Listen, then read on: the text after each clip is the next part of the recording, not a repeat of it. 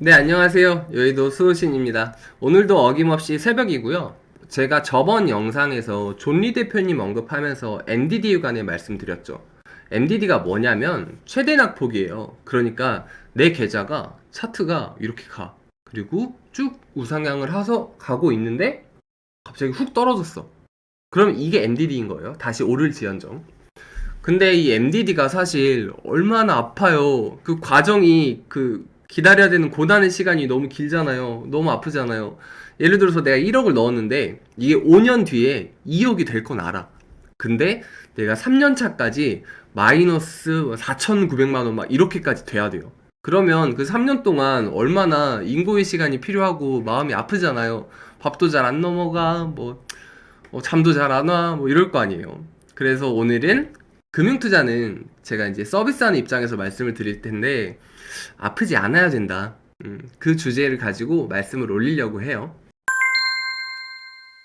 네, 여러분의 계좌를 지키는 여의도 수호신입니다. 오늘도 MDD에 관해서 저번 영상에 이어서 말씀을 올리고 있어요. 정말 MDD 충이냐 뭐냐 하실 것 같아요. 자, 질문이 하나 나와 있죠. 야, 왜 낙폭은 문제가 되냐? 라고 질문을 하고 있어요. 그래프를 보니까 75불에서 5불까지 떨어졌어요. 그러면 이게 지금 75불에서 70불이 날아간 거잖아요. 이게 마이너스 몇 퍼센트일 것 같으세요, 수익률이? 분명히 낙폭은 문제가 됩니다. 제가 다니는 치과가 있는데요. 실제로 저는 이 위니쉬 치과라는 곳만 다녀요. 근데 이쪽 병원이 원장님이 엄청 특이하세요. 병원의 첫째 가치가 아프지 않아야 한다는 거래요.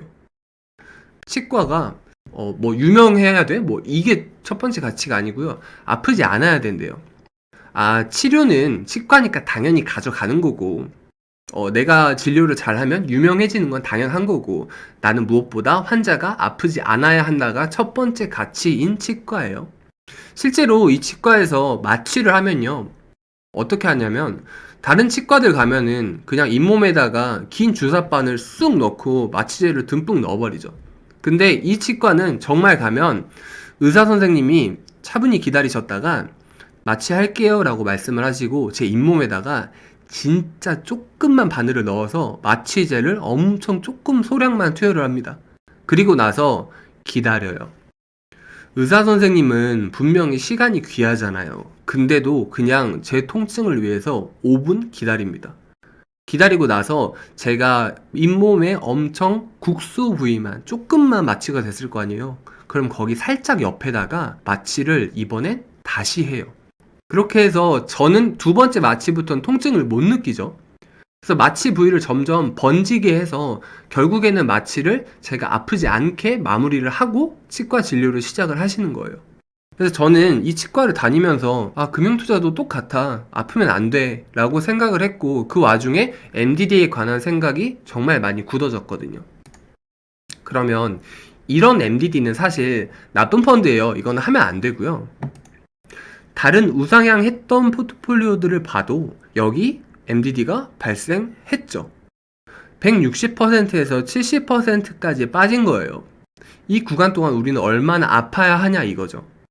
그래서 결국에 250%까지 가서 좋은 포트폴리오임이 맞지만 중간에 아픈 통증을 최대한 제거를 하자.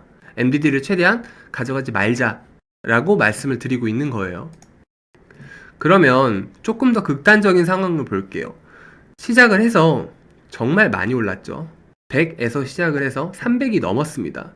근데 여기에서 MDD 발생을 했던 게 46%만큼 고를 팠어요.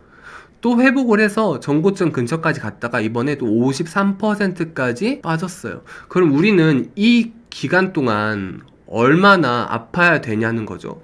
분명히 여기서 잡은 사람도 단순하게 아프겠지만 여기에서부터 쭉 가져가던 사람도 단순히 여기에서 여기까지 땄다고 생각을 못해요. 사람은 그런 게 아닙니다. 인간 본성은 그렇게 되지 않아요. 우리는 여기까지 땄다가 잃은 거니까 돈을 굉장히 많이 잃은 겁니다. 절대 딴 게 아니에요. 심리상 이렇게 아플 수밖에 없는 구간이어서 MDD는 정말 최소화해야 돼요. 이제 이쯤 되면 호신이 저놈은 MDD충 이러실 거예요. 네, 그래도 조금만 더 볼게요. 다른 차트인데 얘도 많이 올랐죠. 이렇게 많이 빠졌어요.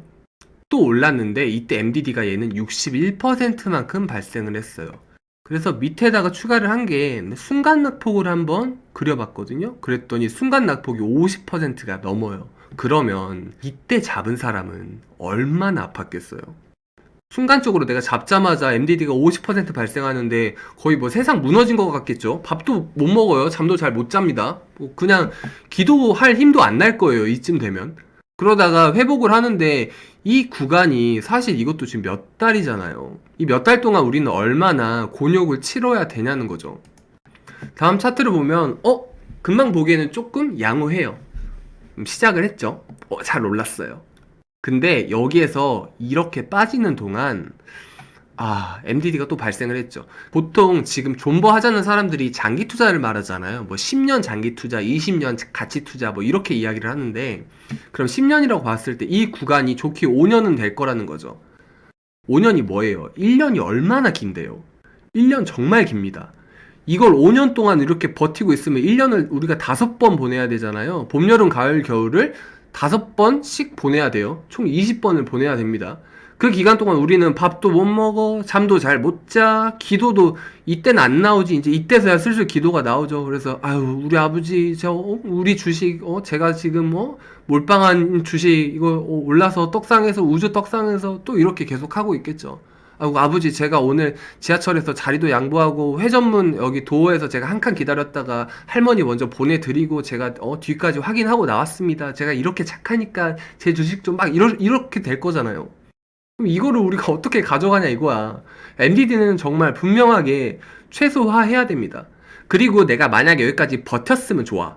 근데 만약에 내가 여기서 잡아가지고 MDD를 못 버티고 여기에서 본전 심리도 못 가고 탈락을 했어요. 손실을 봤어요. 내가 손절을 하면 확정이 난 거잖아요.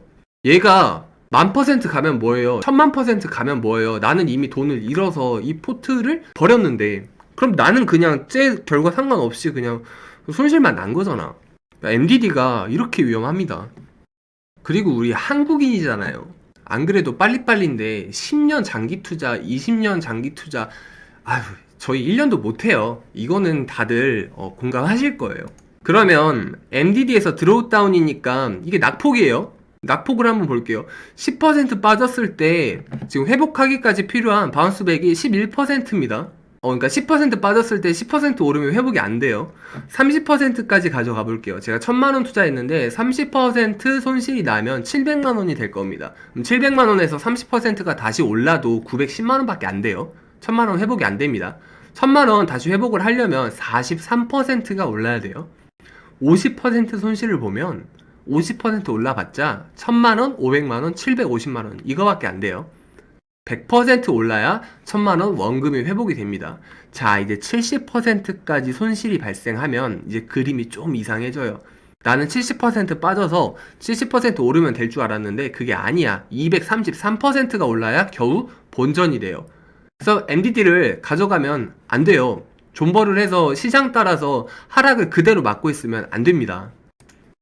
자, 여기가 누적 보상인데, 네, 여기 고점에서 다시 회복하기까지 골이 있죠.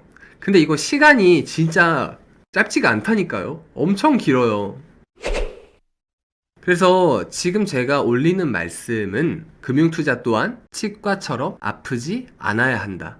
더군다나 이제 저같이 금융을 서비스하는 입장도 그렇고 실제로 주식 투자를 하셔도 아프시면 안 돼요.